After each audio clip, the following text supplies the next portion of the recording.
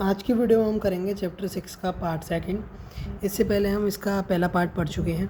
ये हमारी class 11th की मैथ्स की सीरीज़ चल रही है। इसके ऑलरेडी 5 चैप्टर कंप्लीट हो चुके हैं। आप जाकर हमारे चैनल पर प्लेलिस्ट बनी हुई है, उसमें जाकर देख सकते हैं।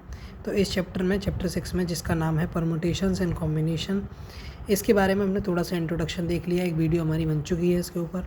इस वीडियो में हमने जाना था कि किस तरीके से चीज़ें अरेंज होती हैं, यानी इस पूरे चैप्टर में एक तरीके से अरेंजमेंट और कॉम्बिनेशन के बारे में जानेंगे।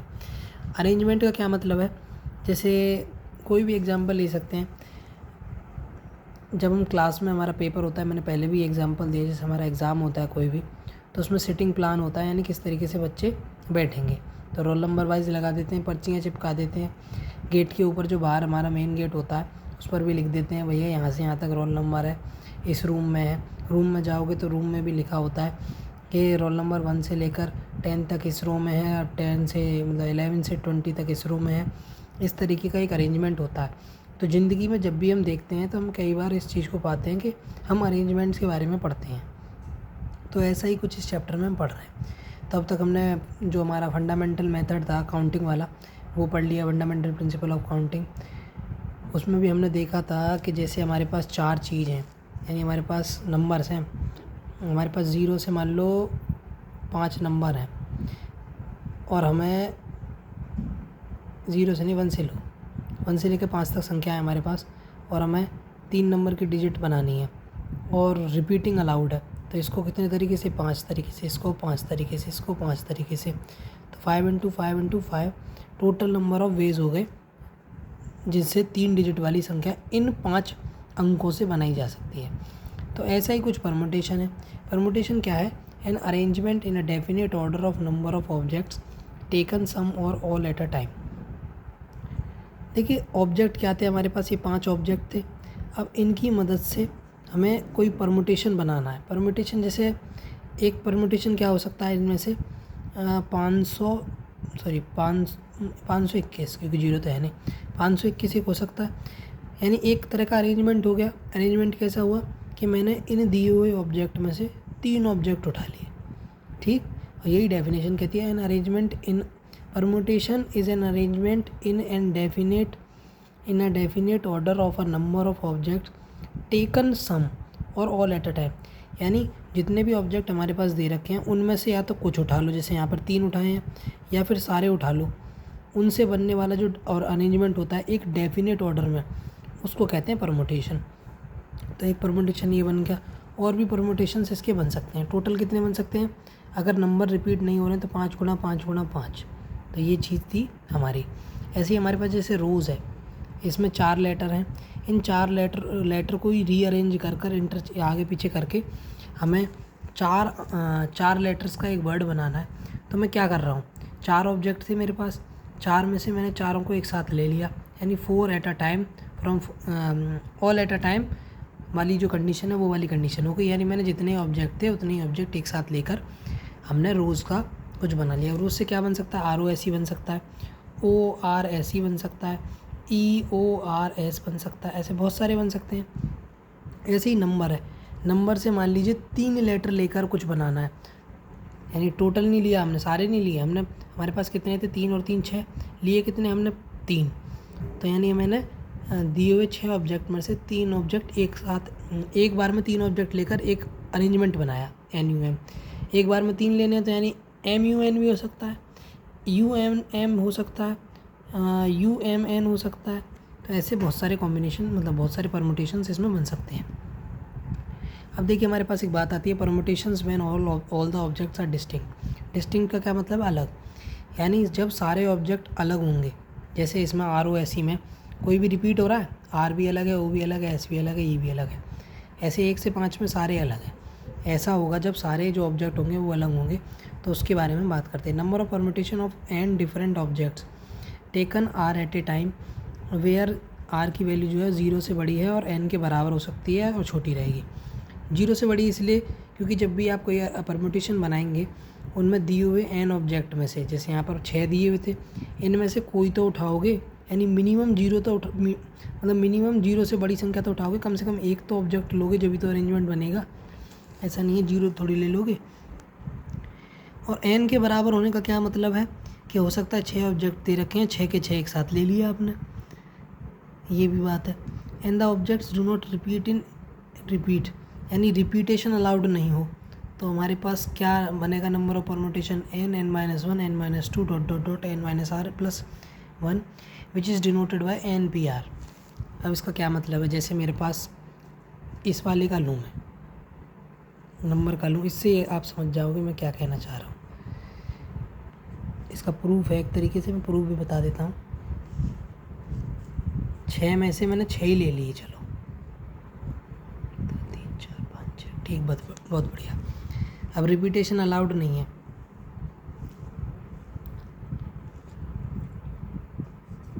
रिपीटेशन अलाउड नहीं है, तो वैसे तो इसमें इसको कितने तरीके से भरा जा सकता है, 6। क्यों भाई, क्योंकि यहाँ पर हमारे पास 6 चॉइस हैं, तो 6 में से कोई भी डाल सकते हो। लेकिन अब एक डल गया है, अब रिपीट नहीं करना है, तो इसको 5 तरीके से। अब 2 डल चुके हैं तो बचे कितने, 4। इसको 3 तरीके से, इसको 2 तरीके से, इसको 1 तरीके से। तो टोटल कितने वेज हो गए, 6 × 5 × 4 × 3 × 2 × 1। अगर मैं इसको n मानूँ तो ये क्या हो गया n-1, ये क्या हो गया n-2, ये क्या हो गया n-3, ये क्या हो गया n-4, और ऐसे ही n-5, या फिर 1 2 3। यहाँ पर भी तो यही है कि जब n ऑब्जेक्ट थे और r एट अ टाइम लिए गए, यानी इसमें r की वैल्यू क्या है, 6 ऑब्जेक्ट थे, r की वैल्यू क्या है 6, क्योंकि 6 के 6 ले लिए।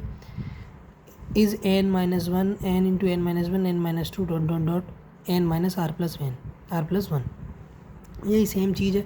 या फिर आप ऐसे भी सोच सकते हो, n ऑब्जेक्ट थे तो पहला वाला n भरा जाएगा, उससे अगला वाला n-1, फिर n-2, ऐसी dot dot dot dot dot last वाला जो होता है ना n-r+1। क्या मतलब है इसका, इस केस में देखो तो n की वैल्यू 6, r की वैल्यू 6, तो n-r+1 की वैल्यू क्या हो गई, 6 - 6 + 1 यानी 1, यानी लास्ट वाला क्या आया 1, यानी ये फॉर्मूला सही बैठ रहा है। तो ऐसे ही लास्ट वाला आएगा n-r+1, ठीक।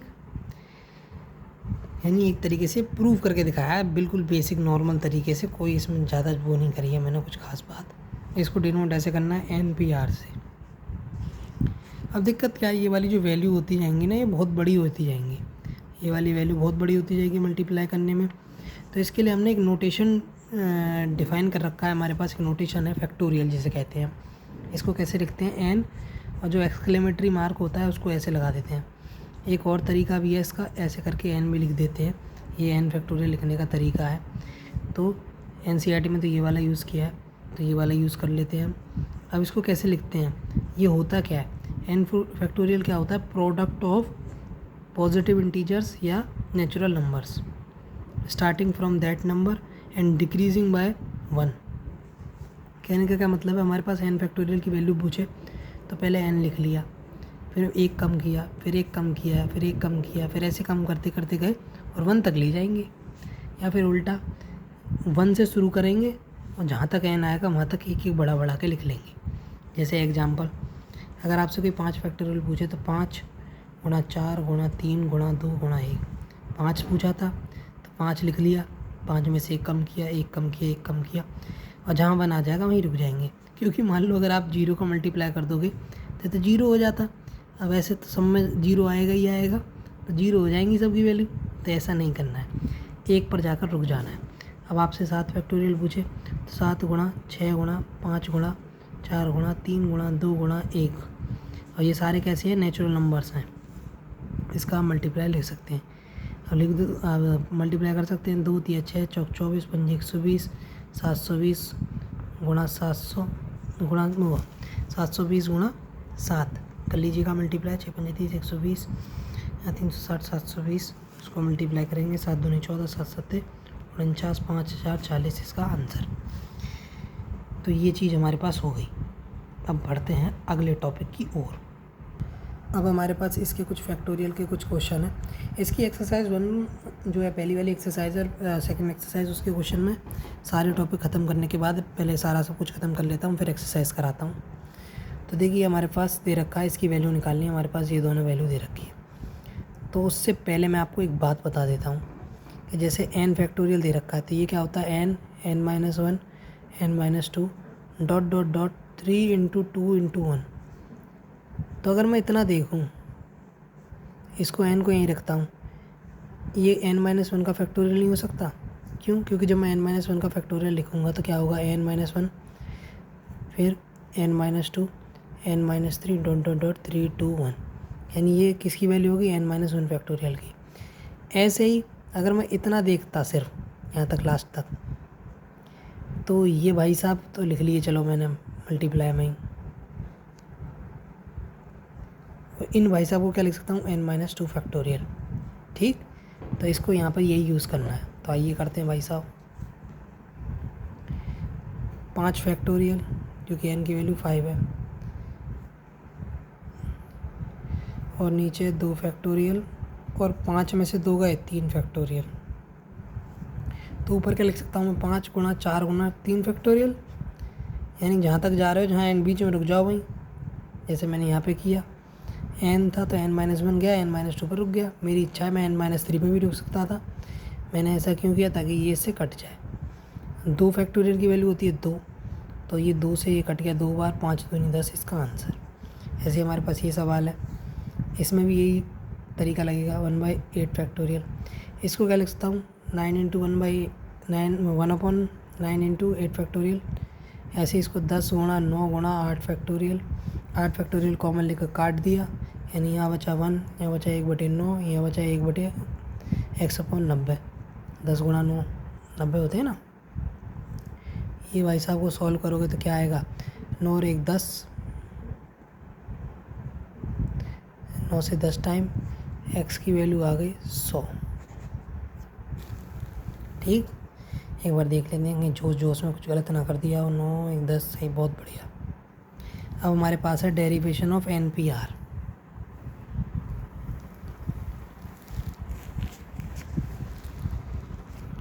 अब देखिए ज़्यादा जगह छोड़ दी वैसे मैंने इसके लिए। हमारे पास NPR क्या था, ऊपर ही हमने डिफाइन किया था n n-1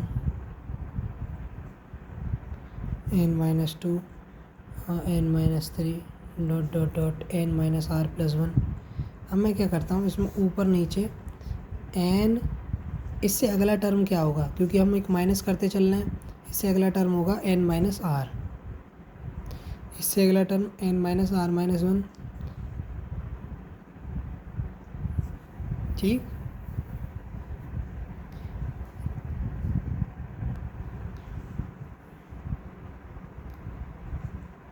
इससे अगला टर्म और लिख देता हूँ n-r-2 dot dot dot dot 3 into 2 into 1। हमने इतने का मल्टीप्लाई ऊपर किया तो इतने का ही नीचे कर लेना भैया, क्योंकि जो ऊपर करा है वो नीचे तो करना पड़ेगा, मजबूरी है। और मैंने ऐसा क्यों किया है,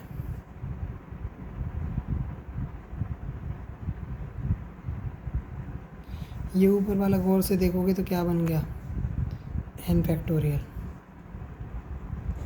नीचे वाला क्या हो गया n-r था, और फिर उसकी एक एक वैल्यू घटती जा रही है, एक एक वैल्यू घटती जा रही है, तो क्या हो गया n-r फैक्टोरियल। ये बन गया, देखो प्रूफ हो गया। बहुत सिंपल सा प्रूफ था, फिर भी भूल जाते हैं हम इसे। अब इससे देखिए आप क्या कर सकते हो, अगर n बराबर r है तो n की वैल्यू क्या हो जाएगी n factorial upon n-n factorial n factorial upon 0 factorial. तो ये n फैक्टोरियल हो गया। 0 फैक्टोरियल की वैल्यू 1 होती है, ये आगे आके चल के आपको बताऊंगा मैं, अभी के लिए आप इसे याद कर लो। 0 फैक्टोरियल बराबर 1 होता है। बहुत बढ़िया। अगर मैं NP0 की वैल्यू निकालूं, मैं मान के चल रहा हूँ r बराबर 0 है। r बराबर 0 का मैंने पीछे क्या कहा था कि कम से कम एक ऑब्जेक्ट तो लोगे जब भी तो अरेंजमेंट बनेगा। यानी मेरे पास 4 चीज़ रखी हैं, 4 चीज़ हैं, और मुझे कुछ भी नहीं बनाना, मैं उन 4 चीज़ों को रखा ही रखूँ। एक भी ऑब्जेक्ट एक बार में न लूँ, तो ऐसा अरेंजमेंट कितना होगा, वही जो पड़ा है खाली वही होगा। तो इसकी वैल्यू क्या आनी चाहिए, 1 आनी चाहिए। देखते हैं, आइए।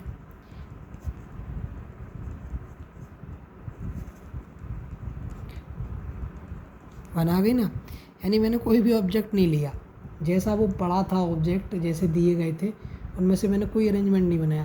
तो ऐसा कितने तरीके हो सकते हैं इस काम को करने के? एक तरीका। कुछ भी ना करने का एक ही तरीका होता, कुछ ना करना। कहने का क्या मतलब है, 4 ऑब्जेक्ट दिए थे, अब मुझे इनमें से मान लो 2 एट अ टाइम लेकर कुछ अरेंजमेंट बनानी थी, या 1 एट अ टाइम अरेंजमेंट बनानी थी, या 3 एट अ टाइम लेकर, 4 एट अ टाइम लेकर। मैंने क्या किया, 0 एट अ टाइम लिया, मैंने कोई ऑब्जेक्ट ही नहीं उठाया, तो ये जैसा का जैसा पड़ा था वैसा ही रहा। तो इस चीज़ को करने के कितने तरीके थे? अब इस चीज़ को करने के कितने तरीके होंगे? मान लो 4 में से 2 चीज़ रहनी थी, तो 4P2, 4 में से 2 एट अ टाइम लिए तो 4P2 नंबर ऑफ परम्यूटेशन हो गए। ऐसे ही 4P1 नंबर ऑफ परम्यूटेशन हो गए। इसके केस में 4P3 हो गया, इसके केस में 4P4 हो गया, इसके केस में हो गया 4P0। अब इस चीज़ को करने का कितने तरीके निकलेंगे? सिर्फ एक तरीका, यानी कुछ भी अरेंज नहीं किया मैंने, उस चीज़ को करने का एक ही तरीका। ये थोड़ी सी हाइपोथेटिकल बात है, मतलब एक तरीके से, मतलब रियल लाइफ में ऐसा कुछ करता नहीं है कोई व्यक्ति, यही चीज़ लॉजिकल है, ये सिर्फ एक मैथमेटिकली हमने लिया है बस। आगे बढ़ते हैं। आगे की वीडियो में हम देखेंगे number of permutation of n different objects. अरे भाई, आगे की वीडियो में हम देखेंगे number of permutations of n different objects के बारे में। तब तक के लिए मिलते हैं आपसे अगली वीडियो में। बहुत बहुत धन्यवाद।